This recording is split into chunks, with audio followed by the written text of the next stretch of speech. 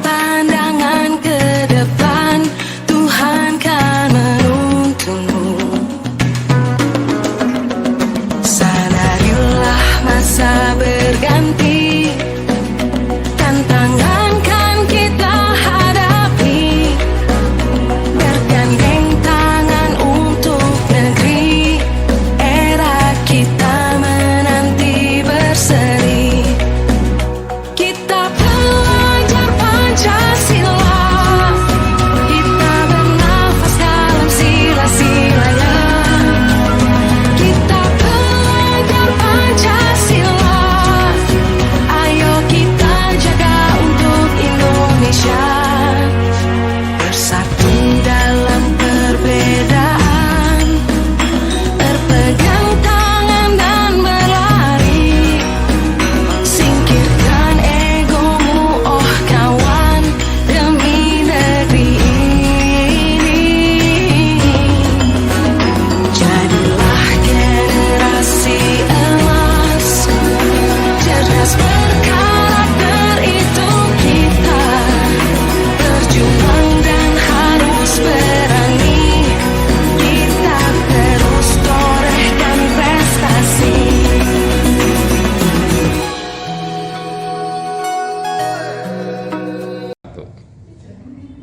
Assalamualaikum warahmatullahi wabarakatuh. Selamat siang, salam sejahtera bagi kita semua. Yang saya hormati seluruh Bapak dan Ibu guru SMP Negeri 4 Purwokerto selaku peserta implementasi budaya positif di sekolah, program guru penggerak, serta Ibu Hena Fitri Ningsih SP SPD MSI selaku pemateri dari CGP Angkatan 5 Kabupaten Banyumas. Alhamdulillah, pertama-tama marilah kita panjatkan puji syukur kehadirat Allah Subhanahu wa taala yang telah melimpahkan rahmat dan hidayahnya sehingga pada hari ini kita dapat berkumpul dalam rangka implementasi budaya positif di sekolah, program guru penggerak dari Ibu Hena Fitri Ningsih CGP Angkatan 5 dengan fasilitatornya Bapak Suparja. Baiklah, sebelum kita mulai acara pada hari ini, mari kita baca basmalah bersama-sama bagi budak bangsa. Bismillahirrahmanirrahim.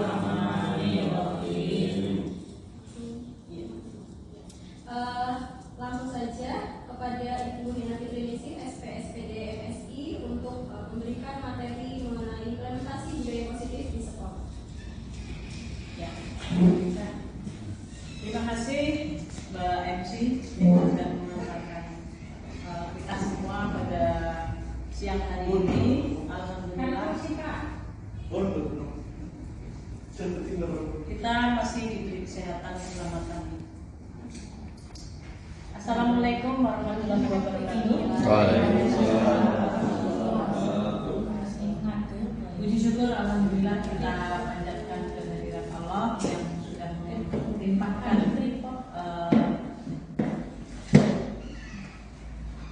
melimpahkan berbagai kenikmatan, kesehatan, keselamatan hingga pada siang hari ini kita masih bisa diberi kesempatan membuka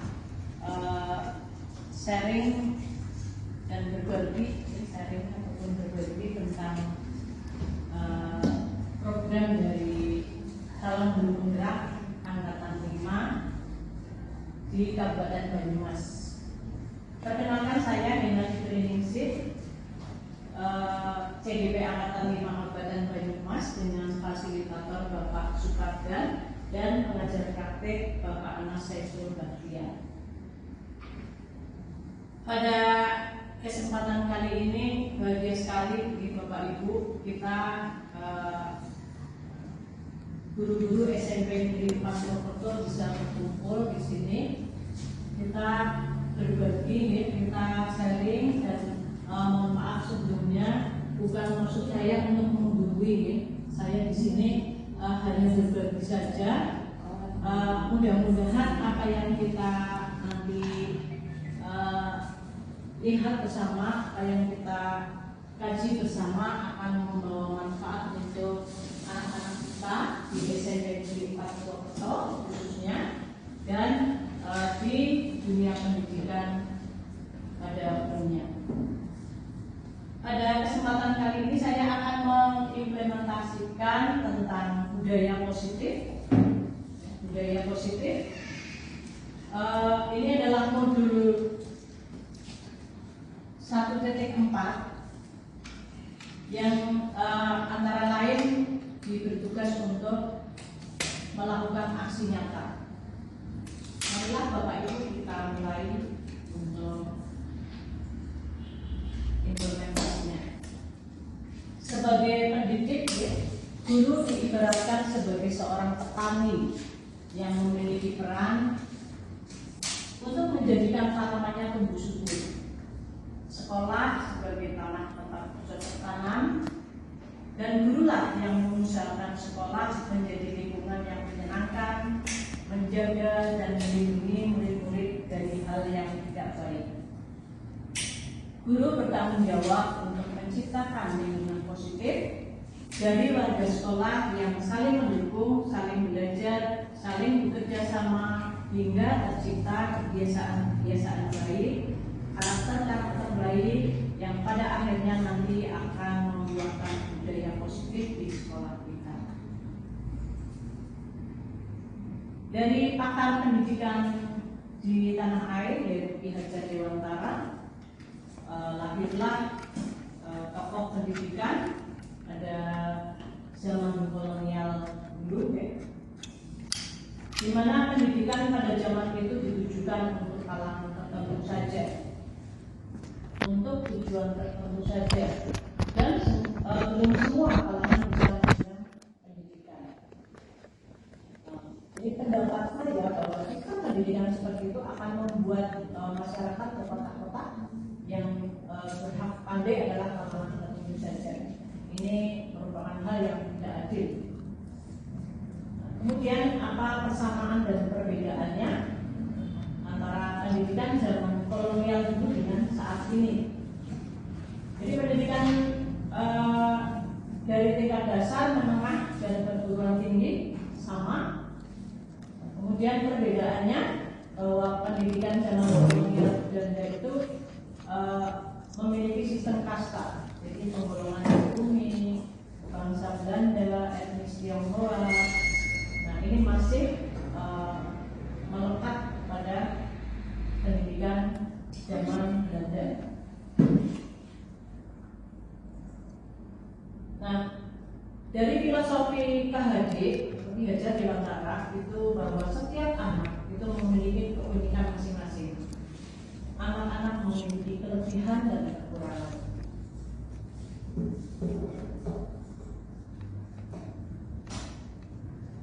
Dari tujuan pendidikan yang akan kita tahu bersama bahwa menuntun, ya. Di sini anak diberi kebebasan, diberi anak-anak dengan segala kodrat yang dimiliki, yaitu kodrat alam dan kodrat zaman.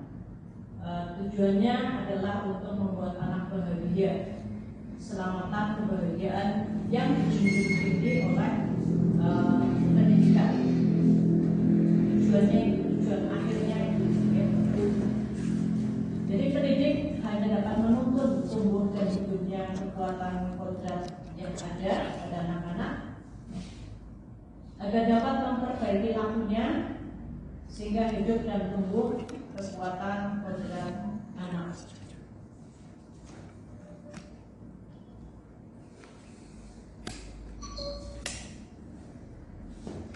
Dalam proses menuntun, anak diberi kebebasan, tetapi pendidik sebagai pamong, yang memberikan tuntunan dan arahan supaya tidak kehilangan arah, apalagi membahayakan diri. Nah, itu antara lain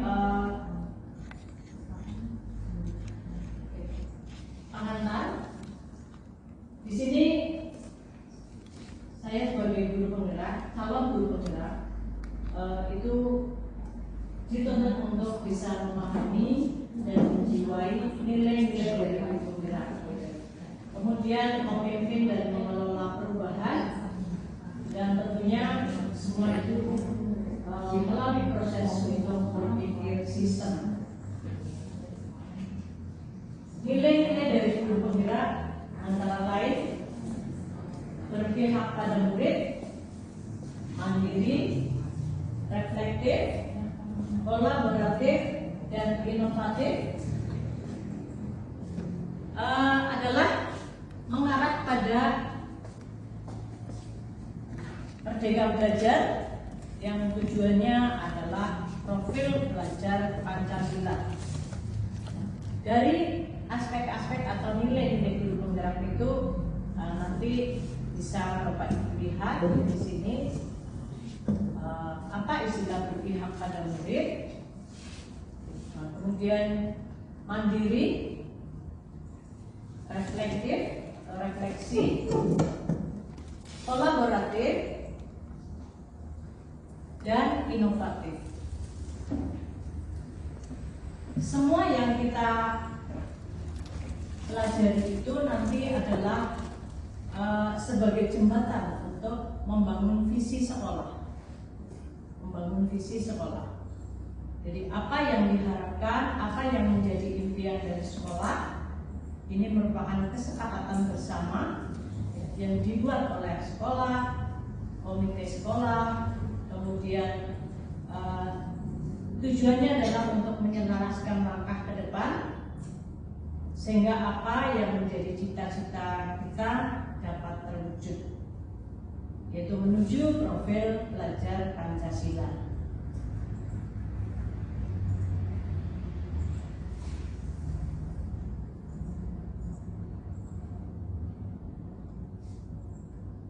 Bapak Ibu,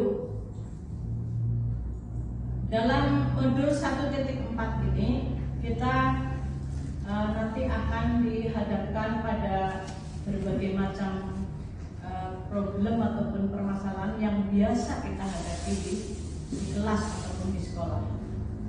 Ini tidak lain adalah hubungannya dengan kedisiplinan anak-anak kita. Disiplin positif itu merupakan unsur utama dalam mewujudkan budaya positif. Jadi kata kuncinya dimulai dari disiplin. Mendisiplinkan murid adalah bagian yang paling menantang untuk kita. Sedangkan kesuksesan hanya bisa diraih dari sikap disiplin yang terus-menerus. Kemudian untuk bagian kedua, selain kedisiplinan tadi juga ada kebajikan universal. Jadi disiplin sebagai bentuk kontrol diri, yaitu belajar untuk mengontrol diri agar dapat mencapai tujuan yang mulia yang mengacu pada nilai-nilai kebajikan universal. Kebajikan universal ini banyak sekali di Bapak Ibu.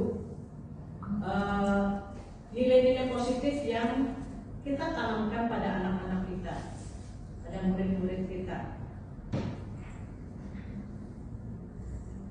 Nah, untuk kebajikan universal yang diprogramkan oleh pemerintah adalah tujuannya menuju pada profil belajar Pancasila. Mungkin Bapak Ibu sudah sering sekali mendengar istilah profil belajar Pancasila ya. Untuk aspek-aspek yang perlu kita kaji lebih dalam, bahwa untuk profil belajar Pancasila terdiri atas 1. Nilai beriman, bertakwa pada Tuhan Yang Maha Esa dan berakhlak mulia. Yang kedua, mandiri. Kemudian 3, bernalar etis. Keempat, berkebinekaan global. Kelima, gotong royong. Dan yang keenam, kreatif. Dari kebajikan universal tersebut, kemudian kita akan mengarah pada 3 motivasi perilaku manusia. Jadi pada prinsipnya manusia memiliki motivasi dari dalam diri.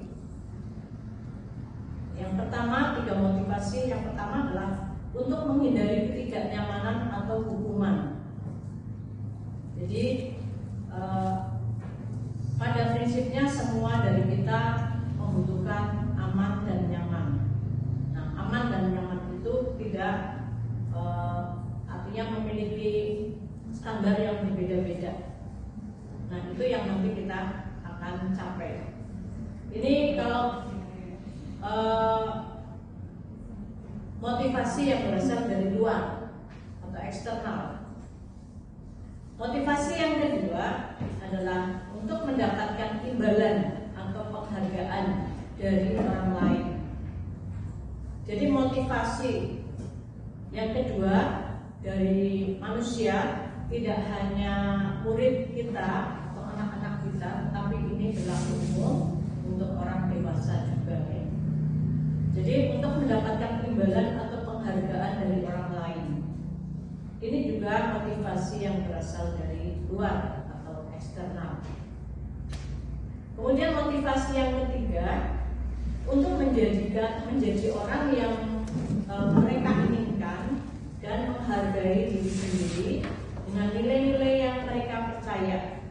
Nah, inilah yang motivasi ketiga akan membuat seseorang memiliki disiplin positif, karena motivasinya berasal dari dalam atau internal. Ini yang kita prioritaskan untuk anak-anak kita agar kita bisa mengembangkan potensi anak-anak kita, dimana kalau motivasi itu berasal dari dalam, itu akan bertahan lebih lama, dan anak-anak merasa senang, merasa aman, nyaman dengan motivasi yang berasal dari dalam. Nah, kemudian budaya positif.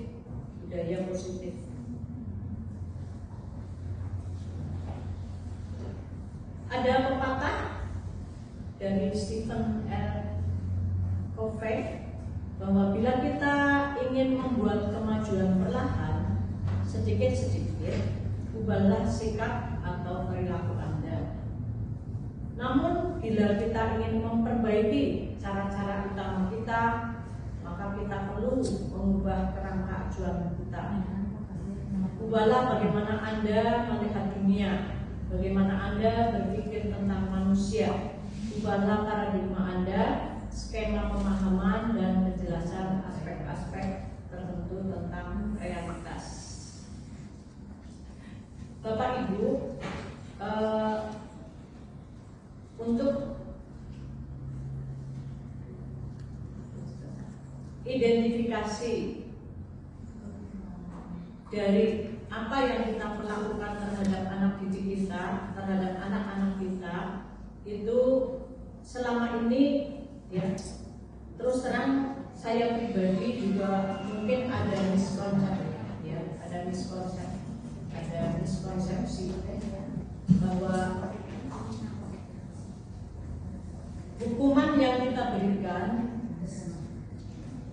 kemudian dibandingkan dengan kedisiplinan yang kita berikan itu mengarah pada identifikasi gagal dan sukses.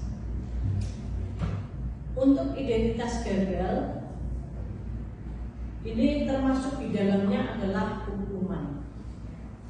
Jadi pada saat kita memberikan hukuman itu sebenarnya kita sudah masuk ke dalam identitas gagal. Ini hasil penelitian ataupun hasil riset yang sudah dilakukan para ahli pendidikan dalam waktu yang lama. Jadi tidak ada salahnya kita mengimplementasikan apa yang kita ketahui, ya. Karena dari hasil riset ini kita bisa nanti sudah ada hasilnya dan sudah diseminasikan dan tentunya, dan ini merupakan suatu hasil yang dilakukan dalam waktu lama.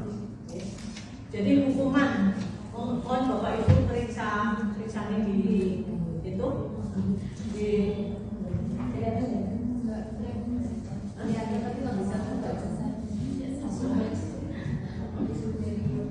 oh sini ya. Murid belajar bertanggung jawab. Jelas kelihatan? Ya, kelihatan. Ya. Oh, baru Coba hukuman di Bapak Ibu coba kita kaji bareng. Sesuatu yang menyakitkan harus terjadi.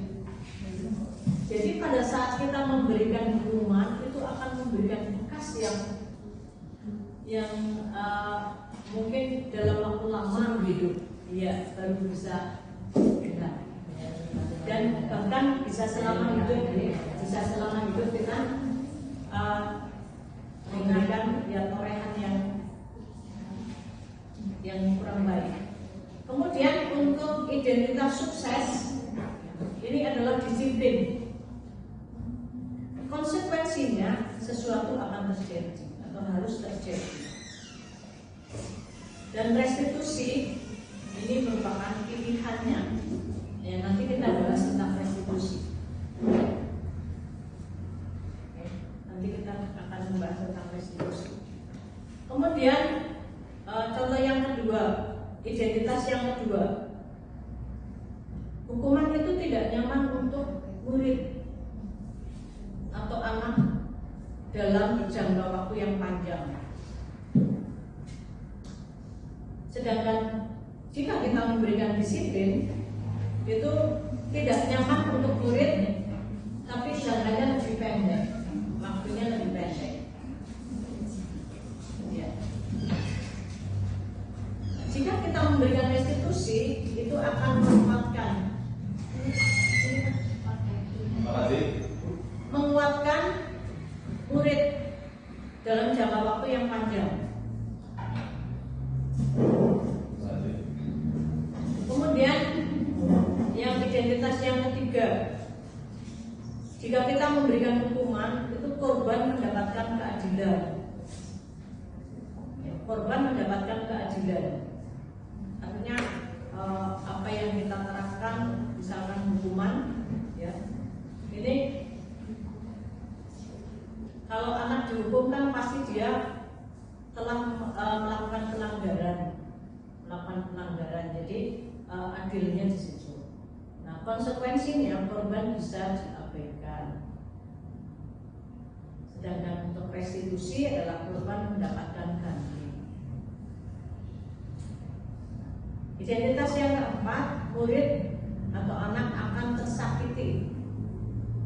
Sedangkan kalau kita menerapkan disiplin, itu anak dibuat tidak nyaman. Jadi tidak membekas di dalam hati. Kalau kita memberikan disiplinan. Sedangkan untuk restitusi, ini anak mendapatkan penguatan. Ya, Bapak Ibu, itu hanya gambaran. Nah, kemudian kita lanjutkan. Seiring waktu ada perubahan paradigma dari stimulus respon. Ini yang diterapkan zaman dulu sebelum adanya teori kontrol. Ya, teori kontrol.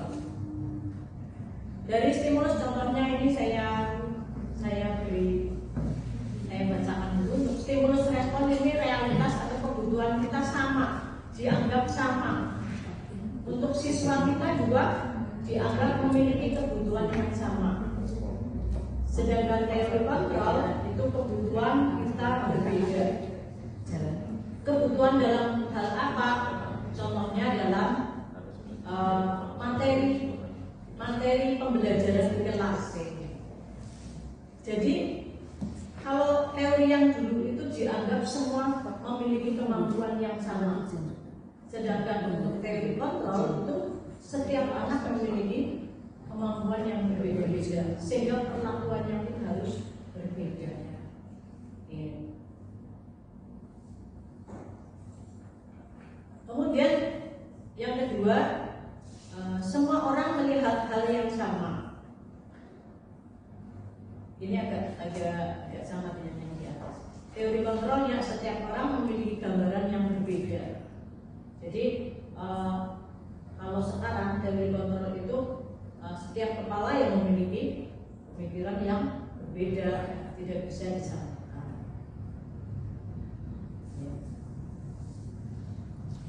Nah, kemudian untuk stimulus respon yang dulu, perilaku buruk dilihat sebagai suatu kesalahan. Jadi apabila siswa kita berperilaku buruk ataupun kurang baik, itu dianggap sebagai kesalahan. Nah, untuk teori kontrol sekarang itu bahwa semua perilaku itu memiliki tujuan. Jadi pasti ada alasannya. Dia melakukan ini pasti ada alasannya. Nah, sebagai pendidik kita diminta untuk bisa memahami itu, bisa memahami perbedaan.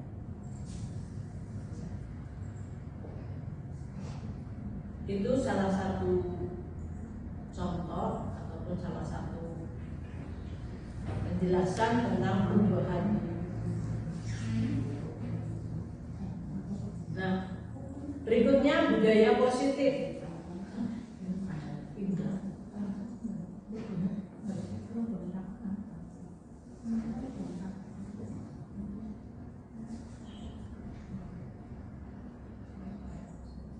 Budaya positif ini menjadi salah satu faktor penentu dalam menuju profil belajar Pancasila, sehingga penerapannya di lingkungan sekolah ini akan dirasakan sebagai manfaat bagi seluruh warga sekolah.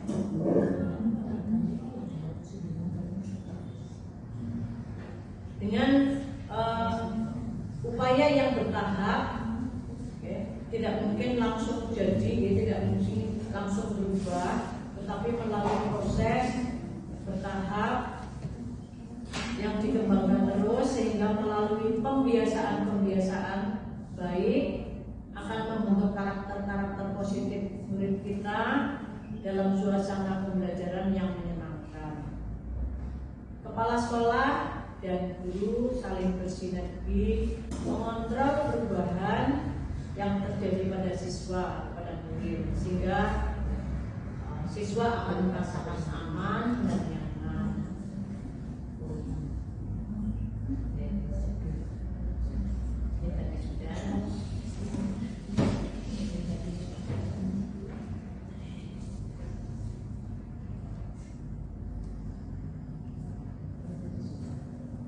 Nah, setelah anak-anak berada pada kondisi disiplin positif, ya, untuk menciptakan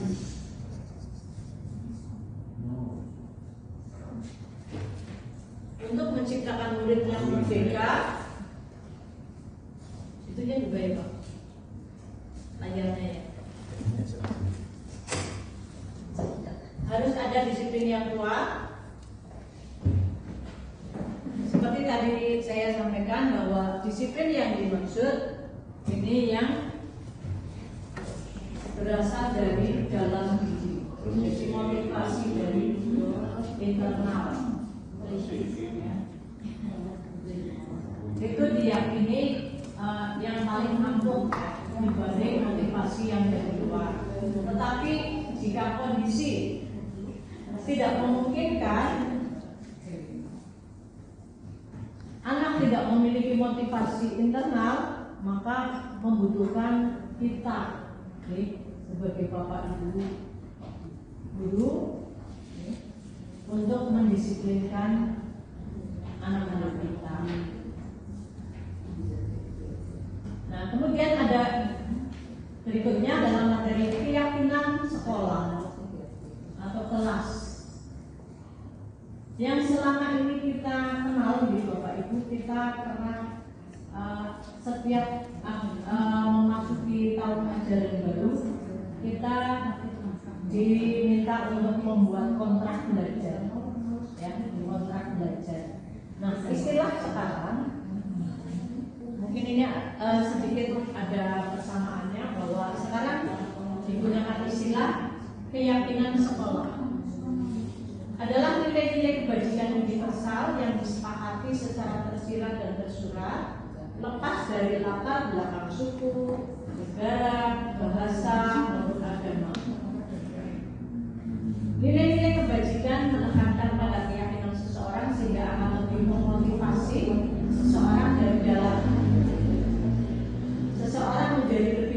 bergerak dan bersemangat untuk menjalankan keyakinan.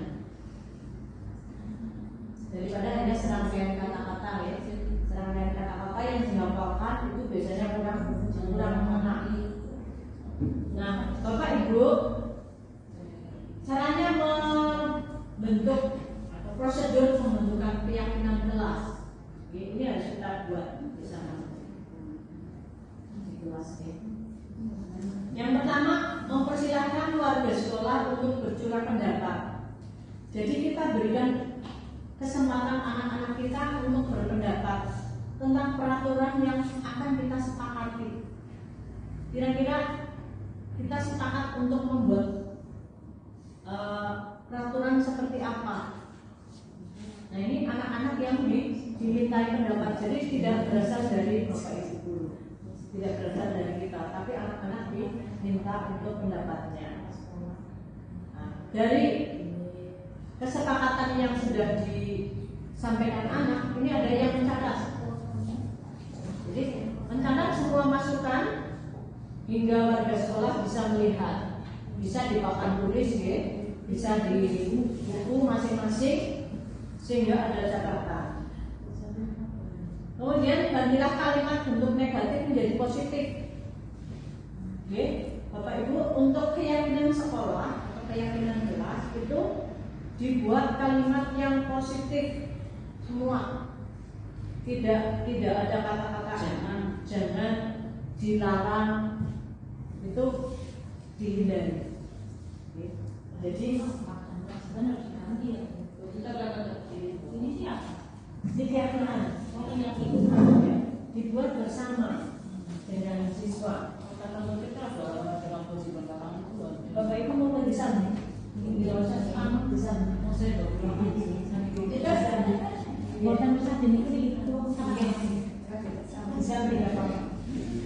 jadi keyakinan kelas ini dibuat bersama,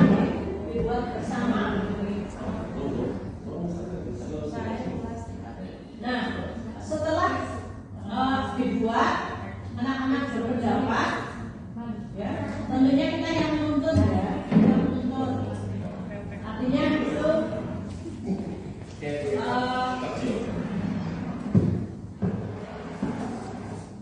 terjangkau atau enggak, kemudian kira-kira dampaknya terhadap kondisi kelas bagaimana. Nah, kemudian setelah dibuat, kemudian ditinjau ulang, jadi tidak hanya sekali langsung jadi, itu tidak ditinjau kembali daftar curah pendapat tersebut. Nah, nilai kebajikan yang dituju itu apa, yang kita tuju apa. Misal kita ingin membuat kelas itu anak-anaknya bisa saling menghargai. Artinya saling menghargai antara guru dengan murid, murid dengan murid juga begitu.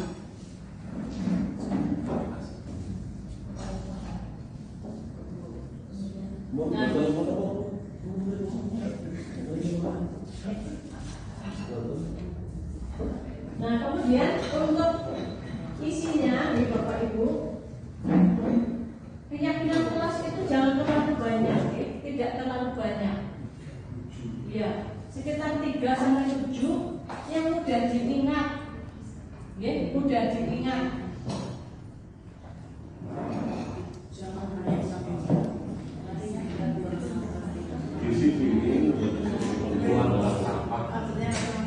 Mengolah sampah pada tempatnya bisa.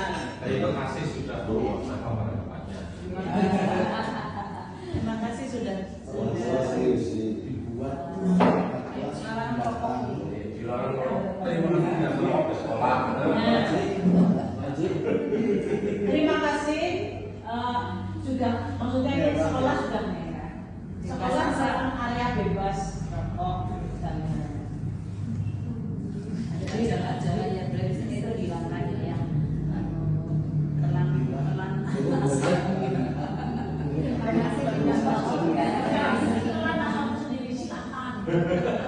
jadi Ya, tidak usah banyak-banyak nih Bapak Ibu. 3 sampai 7. Kemudian yang terakhir, setelah dibuat keyakinan kelas, ditandatangani bersama. Warga kelas juga harus menandatangani. Ini membuat komitmen, ya, komitmen atau kesepakatan dengan siswa, sehingga siswa benar-benar dari hatinya itu merasa ada ikatan.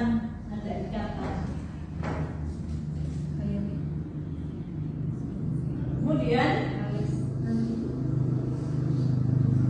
Bapak Ibu, kita penting untuk mengetahui kebutuhan dasar dari murid kita agar kita memahami alasan dibalik sikap atau tingkah laku mereka, terutama untuk anak-anak yang kadang ada rewel, ya. Ini perlu mendapat perhatian yang lebih khusus, ya.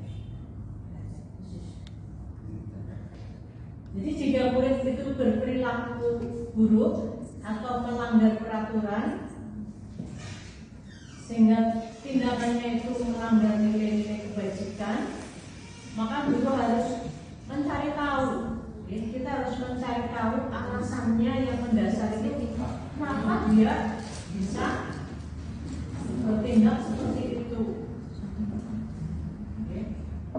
Ini saya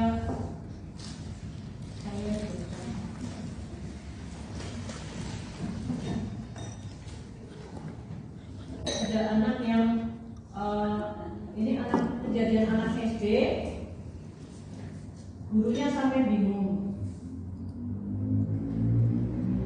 dan teman-temannya juga mengeluh karena si Doni atau anak ini sering sekali meminta bekal makan siang dari teman-temannya dengan paksa. Dia kelaparan.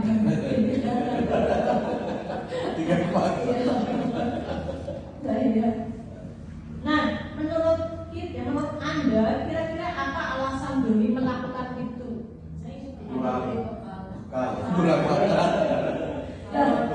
Belum tentu. Tidak disangoni. Ternyata belum tentu. Ya. Males kalau bekal. Nah, bisa jadi malas, bisa jadi dia bosan karena ibunya memberi bekal dia itu setiap hari itu saja. Bisa jadi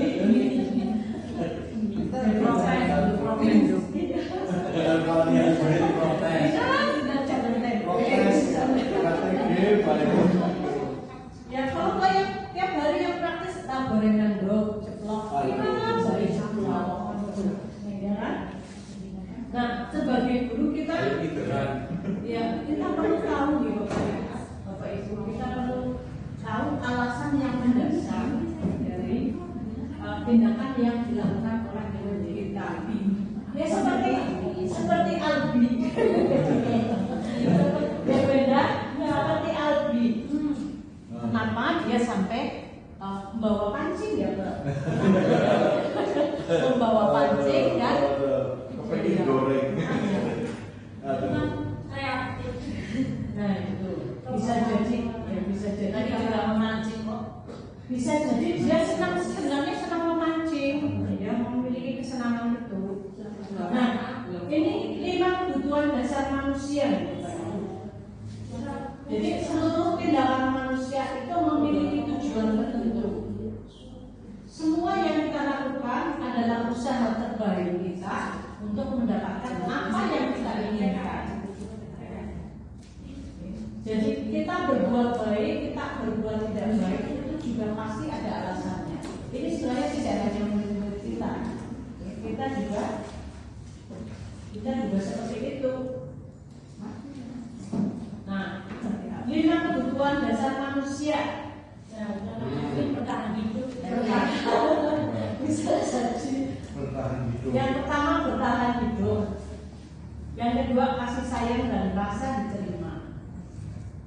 Yang ketiga penguasaan. Keempat 4 kebebasan, dan 5 kesenangan. Benar itu Pak Budi, kasih sayang dan rasa bersyukur. Iya. Agar bertahan hidup lebih lama.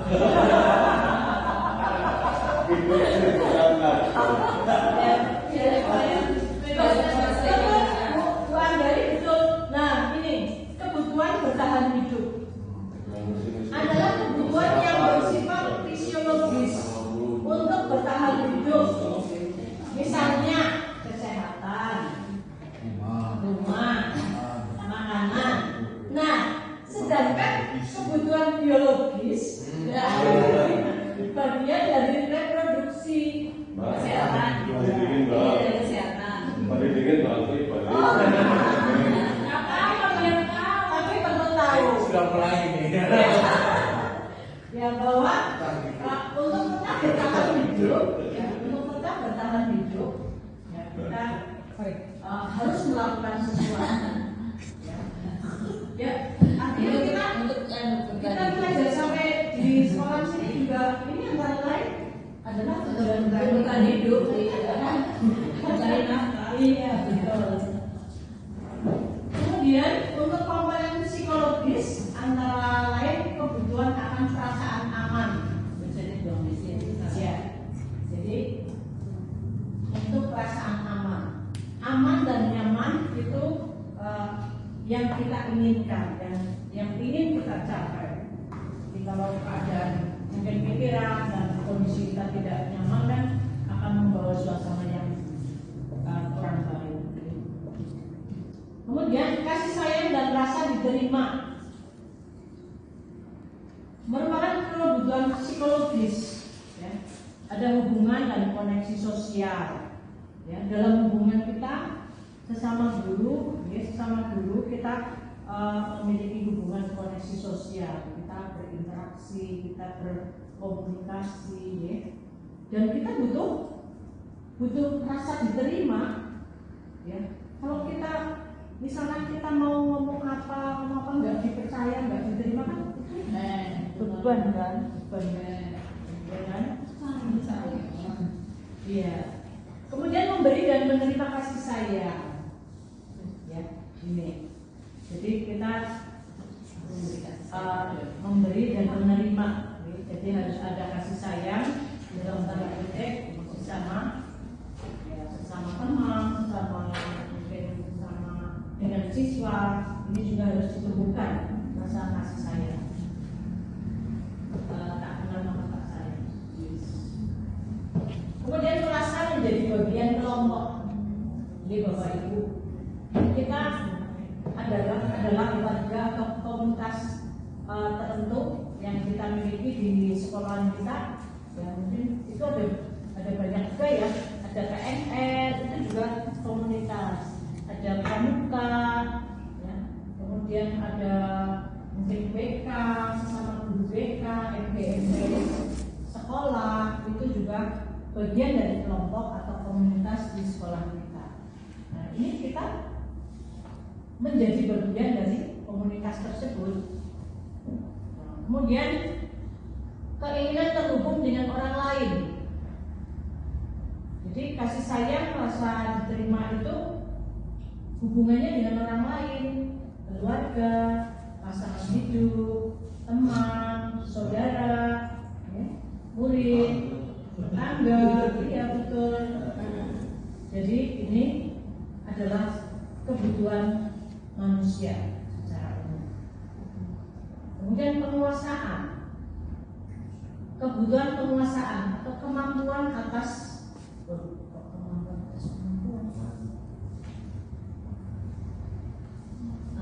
nanti yang oh iya. Jadi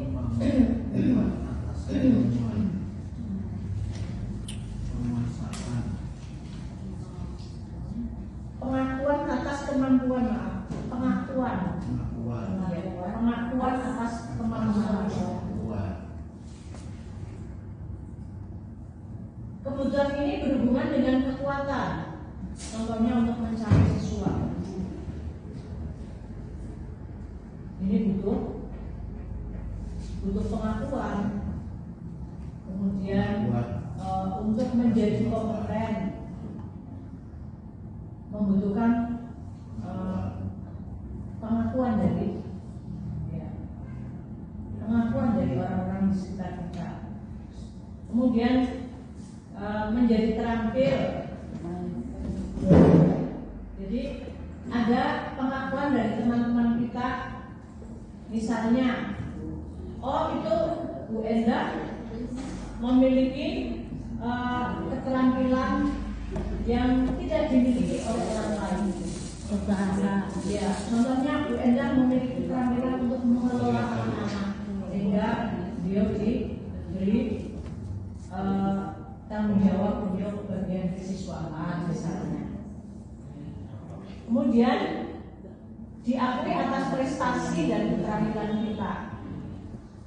Jadi saya kira Bapak Ibu memiliki prestasi yang luar biasa, psikis, keterampilan ataupun prestasinya di bidang olahraga, sehingga bisa membawa anak-anak kita menjadi ya juara, menjadi juara dan jawara dan tentunya diakui oleh masyarakat Kabupaten Banyumas, ya kan. SMP 4 memiliki prestasi di bidang panahan misalnya, ataupun di bidang lainnya. Dan itu perlu digalakkan lagi Pak Muslim. Iya, Bapak Ibunya juga. Kemudian tujuan ini meliputi keinginan untuk dianggap berharga. Jadi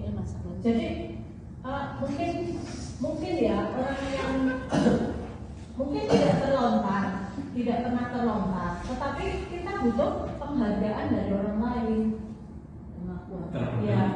Ya, itu tidak sama antara satu orang dan orang lain.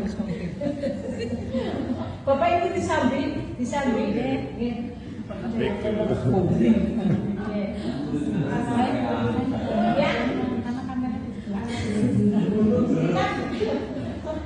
untuk bisa membuat perbedaan. Nanti kan bisa dikatakan, bisa membuat perbedaan. Jadi tidak mungkin sama gitu Bapak Ibu antara prestasi satu orang dan orang lain. Nah itulah dimana kita, kalau kita ingin memaksimalkan suatu bidang ataupun suatu prestasi, maka maksimalkan. Bisa membuat pencapaian. Jadi ada apa ya? Ada targetnya. Ya, misalkan kita mengelola apa ya, misalnya Bu Anggari PNR. Pada saat PNR mungkin dilakukan latihan di sekolah saja, di tingkat sekolah saja, itu mungkin prestasinya hanya itu saja. Tapi ketika kita berada atau kita mengikuti kompetisi dengan sekolah-sekolah lain, hasilnya juga umum. Ya, maka di situ ada pencapaian yang kita menuju, kita tuju dengan prestasi kita. Kemudian kompeten, Bapak Ibu, kompeten, diakui dan dihormati. Jadi sesama guru, sesama dengan siswa, kita juga harus menghormati, saling menghormati dan saling menghargai. Anak-anak itu senang kalau pada prinsipnya semua manusia senang kalau dihargai. Tapi bukan dihargai dalam arti kita memberikan apa yang pujian yang berlebihan dan itu tidak benar ya. Yang proporsional. Sesuai dengan yang dimiliki atau sesuai dengan Kemudian kebebasan, kebutuhan kebebasan, kebutuhan akan pilihan. Ya. Jadi kebutuhan untuk bebas, kita memiliki kemandirian, ya, otonomi, memilih pilihan, dan mampu mengendalikan arah hidup seseorang. Jadi untuk kebebasan ini misalnya memilih pilihan, anak-anak diberi kebebasan untuk memilih ekstrakurikuler yang mereka senangi, yang mereka minati, sehingga pilihan yang dia ambil, pilihannya itu tepat karena senang ya, anak senang.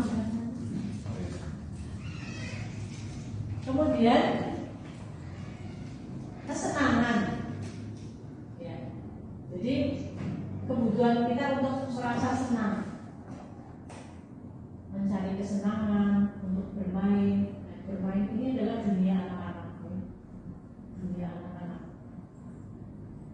Anak-anak kita ya sesuai levelnya, ya sesuai levelnya. Untuk anak-anak SMP ini juga masih masih membutuhkan dunia permainan. Mereka punya kesenangan yang harus disalurkan. Mereka tertawa.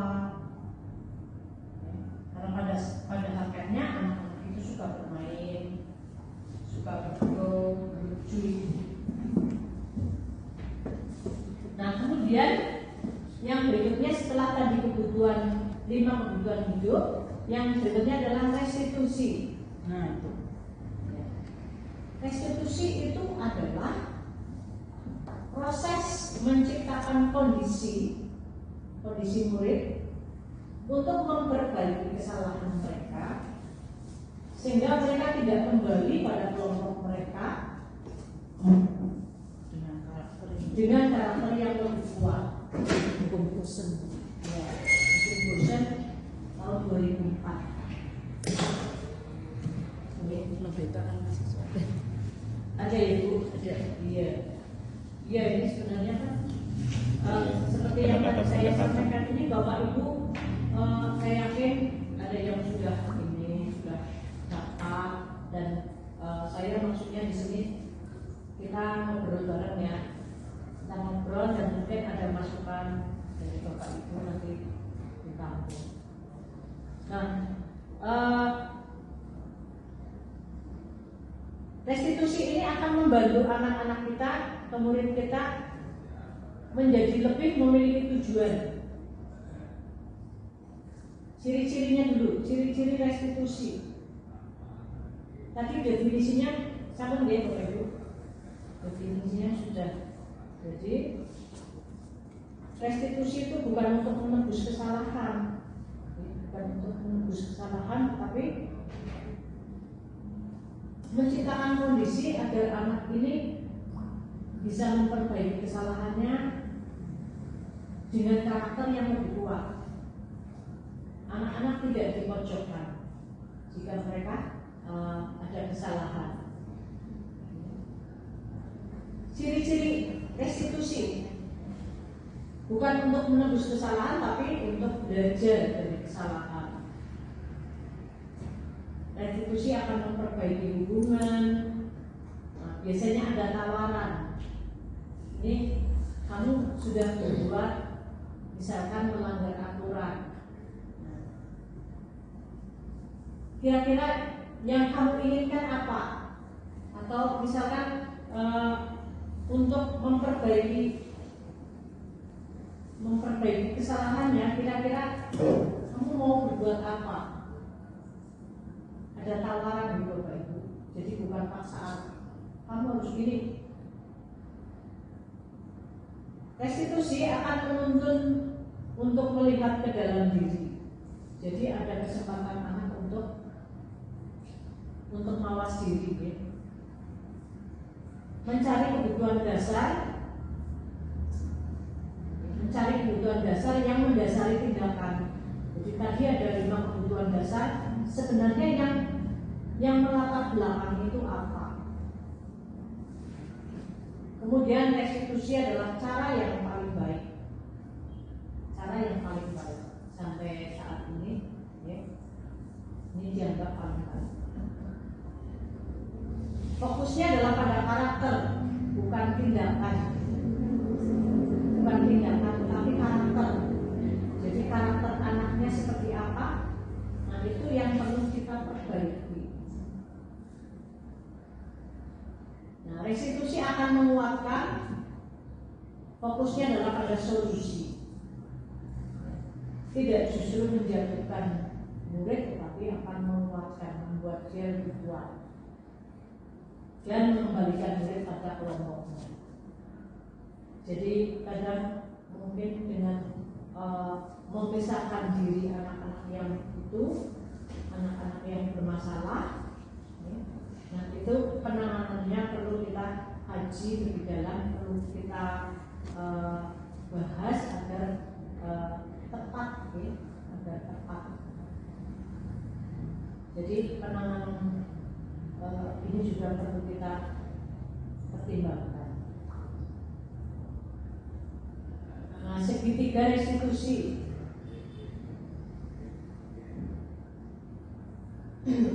ada segitiga restitusi. Yang pertama adalah menanyakan keyakinan.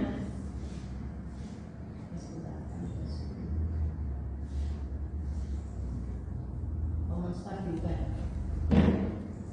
Yang pertama adalah menstabilkan identitas. Jadi ini pada saat anak biasanya melanggar ataupun melakukan tindakan yang kurang baik, itu kita memposisikan sekarang dengan anak dulu. Jangan misalkan kalau ya, nah ini kita harus sejajar dulu dengan anak, bahwa memberikan keyakinan bahwa kita semua yang pernah melakukan kesalahan seperti itu. Jadi ini bukan satu-satunya kesalahan yang pernah dilakukan. Ya, mungkin teman-teman ada bapak ibu guru yang pernah masalah gitu ya, pernah berbuat kesalahan. Nah, ini nanti dari sini anak akan apa ya? Jadi nggak down banget gitu, nggak down banget. Iya, bukan satu-satunya pembuat kesalahan. Menstabilkan identitas.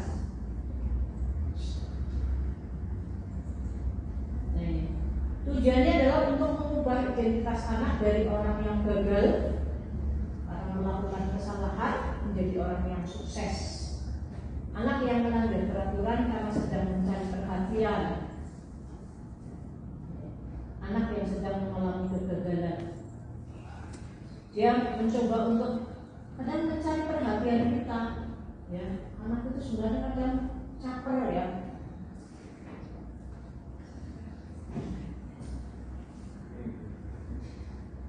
Nah, kita harus membuat anak yakin, ya, menanyakan keyakinan. Oh ini validasi, ya, validasi tindakan yang salah.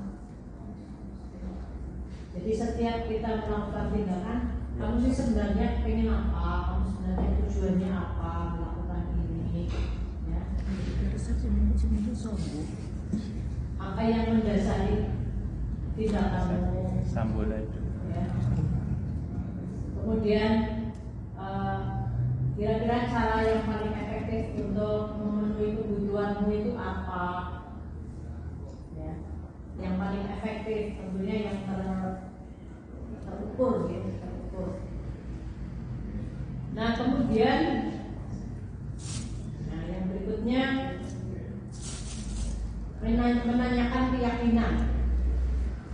Ini dari teori komunikasi menyatakan bahwa pada dasarnya termotivasi secara internal. Guru menghubungkan keyakinan anak dengan keyakinan kelas atau keluarga, seperti apa nantinya.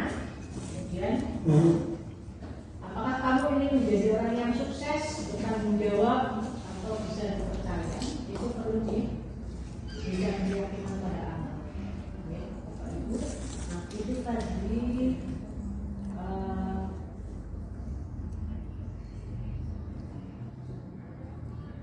contoh atau penyampaian materi yang saya dapatkan dari modul 1.4.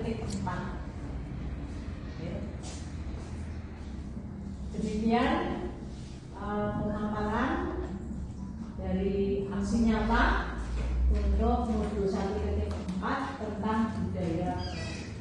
Mari Bapak Ibu kita bersama-sama bersinergi, berkolaborasi untuk melayani anak-anak kita supaya menjadi lebih baik. Supaya menjadi lebih baik. Ini ada kuesioner, ya, monggo nanti diisi. Ya. Ada kuesioner, diisi dan dikumpulkan. Tidak ya kita. Nanti sore. Pokok. Nanti saya rekam. Tenang aja, di situ aja. Tenang aja.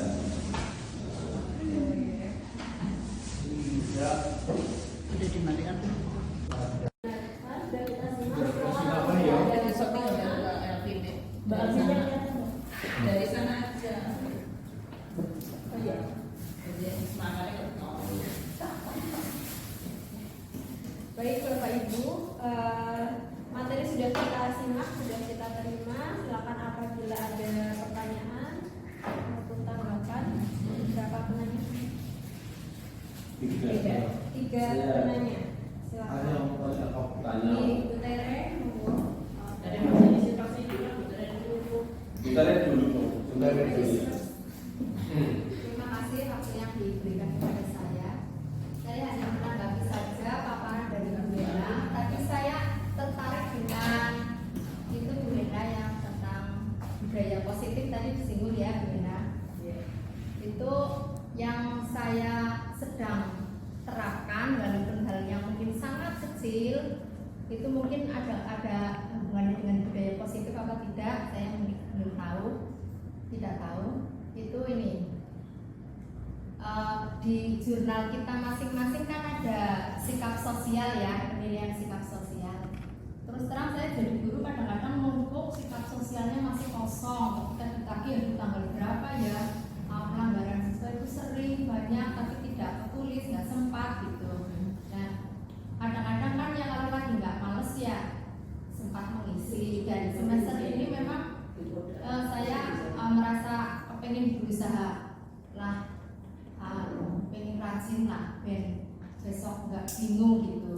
Tapi yang saya tuliskan di situ itu kebalikannya dari yang zaman dulu saya pernah punya prinsip itu loh Bapak Ibu. Jadi sekarang yang saya tulis itu, misalkan saya masuk kelas kok kelasnya kotor banget, terus anak-anak kan tak suruh nyapu, siapa aja nyapu, tidak hanya yang piket, tapi karena sapunya sedikit kan jadi anaknya yang nyapu ya beberapa.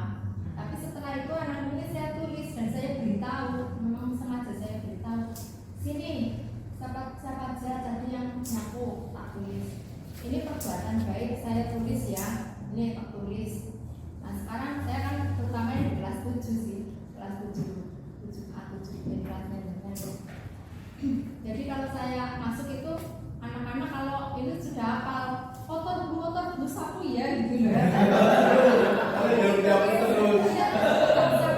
Kotor bu sapu ya jadi jadi pasti. Rajin banget padahal tak jadi pelajaran matematika ya kurang, aku udah mencapai dia dari karakter bagus. Sampai kata ini baca karakter rapih tapi jangan matematikanya udah makanya orang gitu. Ada sesuatu yang nilainya plus gitu. Terus nanti kalau apa mengambilkan apa ya tertulis ini kamu tanggal sekian. Termasuk di kelas 9 yang kemarin tidak sengaja ninju mukul dadanya temannya. Terus ketika minta maaf ya tertulis di situ ya orang tentang di sisi, tapi kan yang penting langsung berkaitan anak itu inilah mudeng. Berarti yang ditulis yang positifnya saja. Ya, yang positifnya saja. Kalau dulu kan rame apa gitu. Ya betul. Ya itu sekarang gitu ya Bu Ena. Iya. Apa itu masuk budaya positif ya. Terima kasih atas pertanyaannya Bu Tere. Pertanyaan yang kedua. Ya, dari Pak Sidis. Assalamualaikum warahmatullahi wabarakatuh. Waalaikumsalam. Ya, ini apa yang disampaikan Bu Ina, saya juga sama seperti Bu Tere, tertarik sekali. Terutama di dua hal yang membedakan untuk disiplin dan hukuman. Karena identik PJOK itu identik dengan itu dua itu. Jadi saya untuk membedakan itu merupakan disiplin dan itu hukuman itu tipis sekali. Ya itu saya susah gitu. Terus terang saya susah. Nah mungkin dari penyampaian materi, nah itu bisa memberikan suatu semacam penilaian yang tipis itu tapi punya nilai makna begitu. Supaya saya tidak salah dalam penanganan terhadap anak. Terima kasih banyak.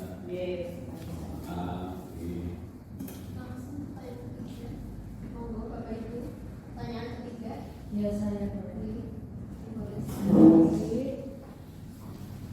Sejak awal saya di sini saya berusaha menerapkan apa yang saya bisa, termasuk apa yang dipaparkan oleh Bu Hena. Saya ditunjuk sebagai wali kelas 7A, kemudian saya membuat struktur kelas, membuat yang tadi keyakinan kelas seperti itu, sampai anak-anak itu membuat aturan sendiri. Kemudian ketika banyak yang melanggar, banyak yang melanggar, akhirnya kan ini wadul, bahasa Jawanya itu wadul ke biunge, wali kelas. Bu, ini tidak mengucap salam Bu, ini kalau toksik Bu. Akhirnya saya kewalahan. Sebagai wali kelas, akhirnya saya kewalahan. Akhirnya ini solusi saya pribadi, apakah ini baik atau tidak, saya menyerahkan kepada anak-anak kembali bahwa mereka supaya menjadi semacam yang mengoreksi teman sendiri. Apa-apa sudah tidak usah stop cukup. Bahasa sekarang anak-anak itu kan cukup, apa lapor, apa wadu. Coba kalian berusaha menulis sendiri kesalahan kalian di buku kalian. Nanti kesalahan itu dilaporkan ke Bu Halisa. Setelah itu anak-anak kan tidak berani menuliskan kesalahan mereka sendiri. Saya tanya lagi ke kelas, apakah sudah tidak ada yang seperti ini? Mereka jawab masih. Kenapa tidak ditulis? Akhirnya ditulis. Nah itu mengurangi lapor melapor akhirnya. Nah sampai sekarang saya agak tenang tidak mengurusi kesalahan murid terus. Awal-awal saya selalu ribut, ada yang berbeda dan sebagainya ya Bu. Akhirnya sekarang dengan metode-metode yang saya ini dari Bu Hena semuanya itu sudah saya terapkan. Kemudian alhamdulillah ada murid yang inisialnya S sudah agak membaik. Saya monitor terus dengan wali murid sampai sekarang. Alhamdulillah sudah membaik. Dari awal yang memiliki kesalahan ini seperti itu. Mungkin itu budaya positif yang sudah saya lakukan, tapi itu keburukannya sebagai seorang guru kadangkala kita tidak bisa 100% urusannya terhadap murid terus. Kita ada pekerjaan lain juga yang akhirnya kita harus membagi waktu. Membagi waktu antara pekerjaan dengan kewajiban kita sebagai seorang guru dan seorang pekerja. Terima kasih. Ya, terima kasih Bu Isra. 3 pertanyaan ya. Kita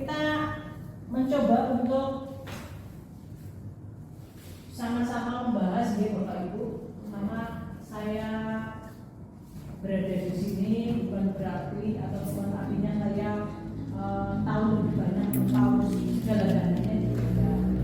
Saya memang di sini tujuannya adalah kepengen sharing dan kita belajar bareng, mengkaji bareng apa sebenarnya yang ilmu yang atau pengetahuan yang sudah saya peroleh ini kita pelajari atau kita buka bareng-bareng. Yang pertama tadi pertanyaan dari Bu Tere tentang sikap sosial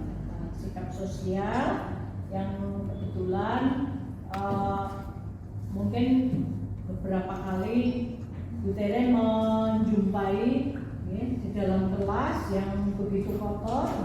Kebetulan saya juga Bu sering sekali melihat kondisi kelas yang luar biasa kotornya. Itu antara lain dipicu ataupun disebabkan oleh kurang adanya rasa bertanggung jawab dan disiplinnya dari siswa kita. Jadi tanggung jawab apa? Tanggung jawab untuk tiket yang pertama, yang kedua tanggung jawab untuk menjaga kebersihan. Dan itu sebenarnya permasalahan yang cukup memprihatinkan di sekolah kita,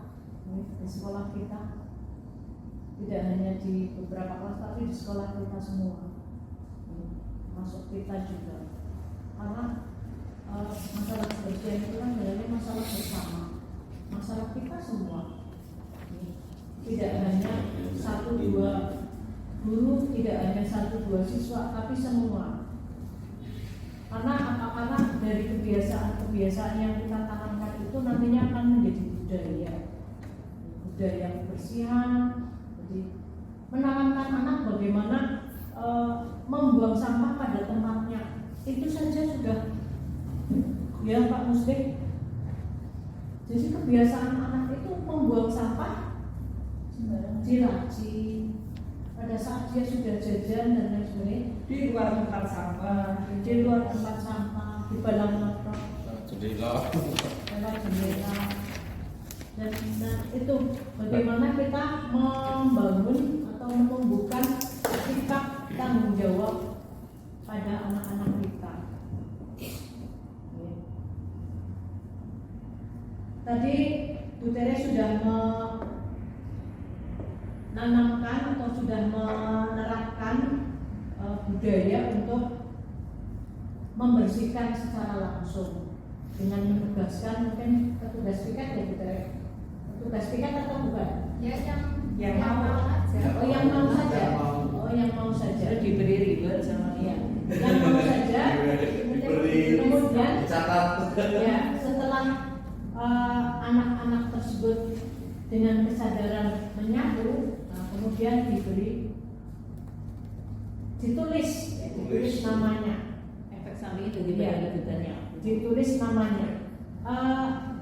Itu untuk jangka waktu pendek mungkin akan terlihat bagus dan anak-anak berkompetisi untuk pada saat pelajaran matematika, pelajaran budaya untuk menyapu sampai menawarkan diri untuk nyapu gitu. Nah, dengan apa? Itu dengan pemikiran bahwa nanti saya akan dicatat namanya oleh Bu Tere, ya kan? Sehingga saya mendapatkan nilai plus, mungkin ya, mendapatkan nilai plus di pelajaran matematika. Dan materi yang saya peroleh dari CGP ya, bahwa memberikan reward, memberikan penghargaan itu kok dipandang kurang baik, artinya kurang selaras dengan pemikiran ataupun filosofi Kahaji. Jadi anak-anak terpacu dengan embel-embel, artinya dengan saya kepengen itu, misalkan dengan bintang ataupun dengan reward misalkan kita memberikan sesuatu ya, memberikan alat tulis misal. Saya dulu juga berpikiran seperti itu pada saat anak misalkan KTS dapat 100, saya beli buku atau, tapi sebenarnya itu kok nggak sesuai dengan yang saya dapatkan di CGD, bahwa itu nantinya akan berdampak panjang, bahwa anak-anak itu menjadi kasarannya jadi yang jadi berharap yang ya Mungkin mungkin itu ribet yang arahnya ke ini. Mungkin misalkan kan kadang-kadang guru menyuruh murid maju ke kelas, ayo siapa yang bisa nih uang gitu, mungkin yang nominal mungkin, terus apa yang ranking di PTS dapat 1, 2, 3 mungkin yang ke situ. Kalau tadi kan saya sekedar membandingkan apa ya yang dulu ketika anak itu di poin karena kesalahan mereka, sekarang hanya dicatat, jadi menimbulkan kesan pada siswa itu hanya sekedar menimbulkan, oh ternyata perbuatan baik itu lebih apa ya, lebih diperhatikan gitu, daripada kesalahan-kesalahan saya itu akan menimbulkan lebih bersemangat gitu. Jadi sih itu masuknya ke sosial sih, bukan ke pelajaran matematikanya bu.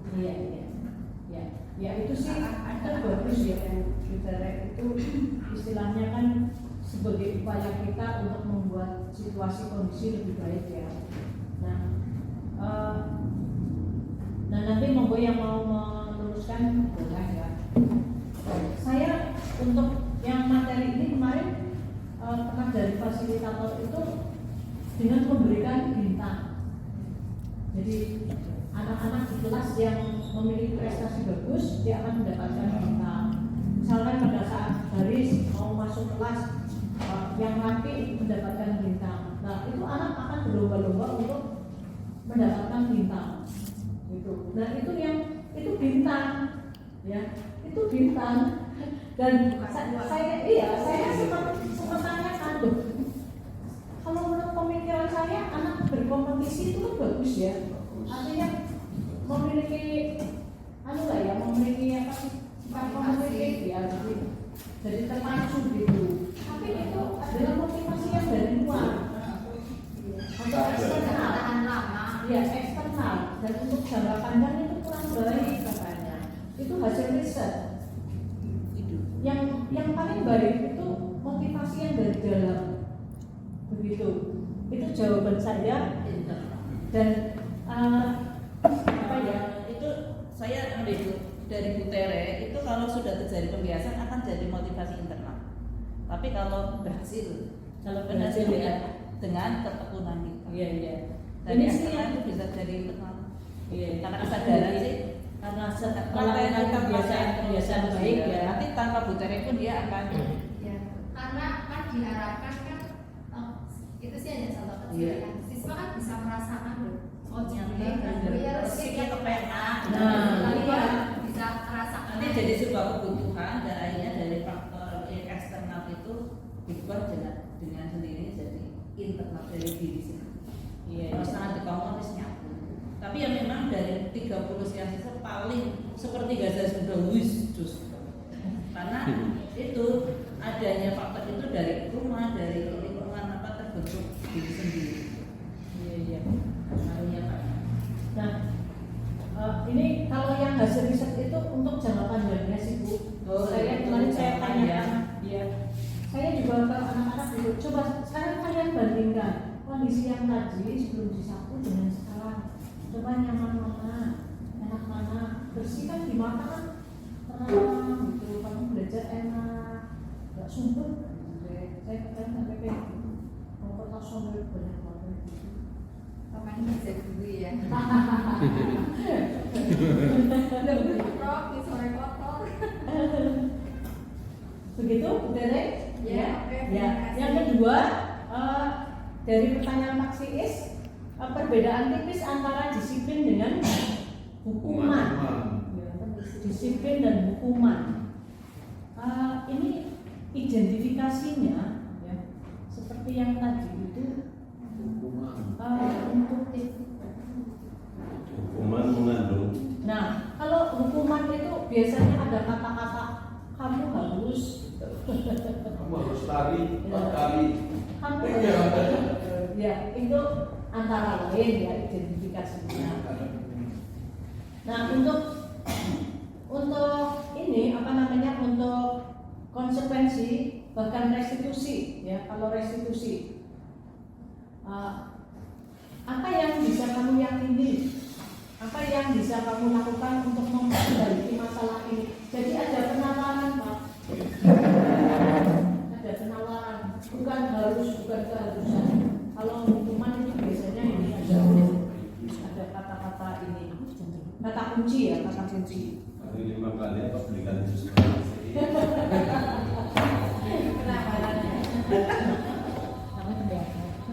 Nah ini ada yang negatif, awas kalau dilakukan lagi ya, Awas. nanti awas kamu.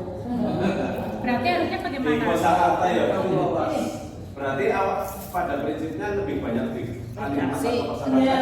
Oh. Ya kita pintar-pintarnya mengolah Nanti kita kata. kalau ngomong mungkin kayak gini ya Bu. Awas. Nah, kalau muter awas. Iya. Bayar apa? Kendalanya itu ketika ditawarkannya Bu Ena, bocah itu juga bingung. Nek ditawarkan kan bocah jawabnya juga bingungnya gitu. Iya ben aku sih kepengennya ya orang misalnya orang terlambat, tapi ya aku terlambat. Dan benar ketika ditawarkan anak apa, bocah juga bingung dari gampangnya kan dulu bisa lah. Udah ini selesai ya masalahnya ya. Nah ini kalau dari sisi positif, apakah hal ini yang sesungguhnya ingin kamu lakukan? Nah mungkin kalau anak bingung, kita bisa memberikan opsi. Arah. Ya, seperti ini atau seperti kamu ini. begini. Ya. Coba kira-kira menurutmu yang baik yang mana? Bener, gurunya si tahu kan belum jawab. Tapi nggak Kalau tahu. saya begini Bu Ena, Gimana? saya kadang-kadang maaf ya, ini kamu kamu lari tujuannya supaya kamu sehat, kamu juga, kamu jangan marah ya, karena Pak Siris nyuruh kayak gitu juga mengandung unsur ibadah. Kalau kamu marah, berarti silakan Pak Siris melaksanakan tugas. Kayak kamu ikhlaskan ya lari ya. Biar kamu sehat. Ya, sehat. Kan untuk kamu juga. Gitu. Ya. Ya, yang sehat ya ada, yang seneng ya ada. Gitu. Tapi ya pasti seperti itu. Ya. Tergantung bahasanya juga ya Pak ya. Tergantung bahasanya Kamu menginginkan lari atau tidak? Nah, mesti ditambah kayak itu pastinya. Ya, mesti tambah kayak itu. Mau lari atau enggak? Apa ini? Udah lah, saya Yang punya baik. Tadi kan dong senang ya, Iya. pernah sekali. Ya artinya dengan bahasa kita yang mungkin lebih lebih bisa menyelami jiwa anak. Betul. Ya. Jadi tidak ada paksaan harus ini. Ya, Tapi dipaksa. itu tetap pasti ada Bu. Kalau contohnya saya waktu di stasiun itu, ini Pak gurunya saya yang dulu menghukum saya itu. Model itu memang ya terjadi. Bahkan dia nggak sampai lulus kan di SMA-nya. Itu. Jadi ya saya juga berpikir seperti itu. Oh iya ya, dulu kenapa dia sampai nggak lulus? Ternyata memang banyak problematika dengan guru yang lain sih. Ya termasuk dengan saya, dia memikirnya itu yang gara-gara vaksin itu saya jadi dulu apaan gitu. Bahasanya ya pakai bukan itu sih jangan itu anak baik sebetulnya. Ada provokatornya itu yang dikeluarkan. Ya karena dia malah yang dikeluarkan. Sampai ngomong dengan anak saya ketemu juga bapak kamu dulu yang gara-gara bapak kamu saya jadi dikeluarkan gitu kan. Saya jadi aduh iya ya gitu. Ya, ya, terima kasih Pak Siis. Ya, kata kuncinya itu ya. Kata kuncinya kita sama-sama latihan sabar. Kemudian yang ketiga dari Bu Waliso bahwa pada saat anak-anak melakukan kegiatan kemudian ada kesalahan dan lain sebagainya dari teman lain itu biasanya mereka paling senang untuk melaporkan atau wadul ya bahasa bahasa Belanda Ragunan. Nah, saya kira alternatif yang diberikan atau yang disuguhkan oleh Bu Poliso bagus juga, ya. Artinya anak membuat catatan sendiri, menulis apa yang dia buat salah, ya, kesalahannya apa, mungkin pada hari ini itu akan menjadi dokumen, ya, menjadi dokumen untuk anak. Kita juga bisa nanti merefleksi kegiatan yang Bu Holiso lakukan itu, artinya pada akhir, misalkan akhir tahun ajaran kita bisa membuka bareng-bareng, ya, anak-anak yang punya catatan, masing-masing punya catatan kan, mereka kan bisa melihat perkembangan sikap mereka dari waktu ke waktu, gitu. Jadi ini untuk tahun ajaran ini saya melakukan kesalahan apa saja, di situ akan terlihat. Jadi setidaknya anak-anak berlatih untuk apa ya namanya, berbuat jujur dengan diri sendiri, ya, dengan diri sendiri. Ya.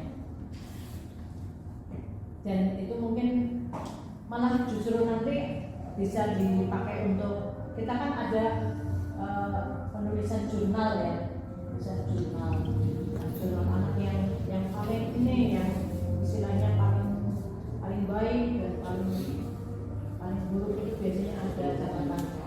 Jadi pada saat apa edukasi atau apa biasanya bisa kita kumpulkan, oh ya anak melakukan ini, dan itu untuk koreksi kita, ya.